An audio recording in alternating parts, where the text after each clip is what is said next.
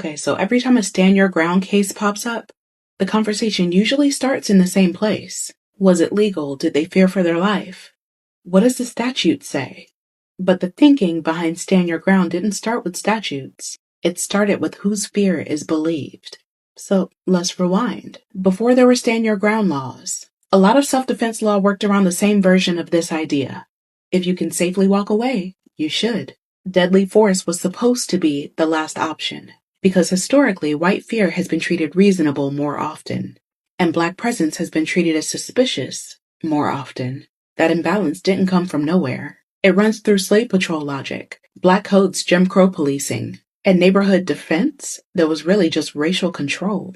So long before anybody ever wrote stand your ground into law, the idea already existed in practice. Some people could meet the perceived threat with violence, and other people couldn't exist without being treated like a threat. Now fast forward into the late 20th century and to the law and order era. Tough on crime politics, fear-based rhetoric. This constant message that hesitation will get you hurt. Out of that climate, self-defense gets reframed. Not avoid if you can, but you're allowed to hold your ground. And then it gets codified in the early 2000s. Y'all can codify that, but not Roe v. Wade. Interesting. Most famously in Florida, though. Florida's law removed the duty to retreat in the situations that it covers. And it also built immunity protections that can stop a case before it ever reaches a jury. The language sounds neutral, but the outcomes have not been neutral. Because stand your ground doesn't just ask, did you fear for your life? It asks, would a reasonable person have feared for their life? And that word, reasonable, carries the whole country inside of it. Reasonable according to who? Raised with what assumptions? Taught what to fear? Conditioned by what stereotypes?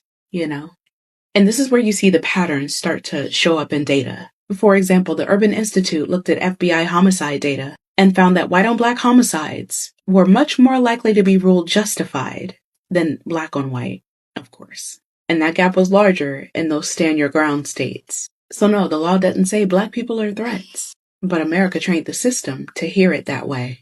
Stand your ground thinking isn't just about standing your ground. It's about who's allowed to claim space without being challenged.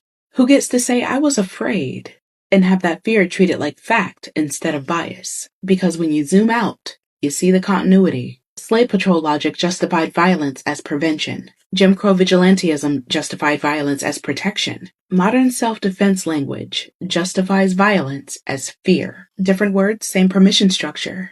And that's why these laws don't just change self-defense. They shift accountability. They move the focus away from the question, was deadly force really necessary? To, was the fear understandable?